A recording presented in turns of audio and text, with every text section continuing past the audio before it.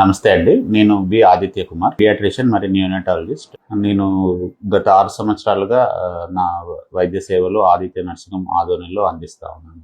ఈరోజు మాట్లాడడానికి ముఖ్య కారణం నియోనటల్ జాండీస్, పుట్టిన పిల్లల్లో వచ్చే పసిరికల గురించి జనాల కోసం అవగాహన పెంచాలని ఈ వీడియో అనేది తీస్తా ఉన్నాం. ముఖ్యంగా ఈ పసిరికలు అనేది చాలా వరకు అందరి 100కి 60-70% మంది పిల్లల్లో వస్తుంటాయి.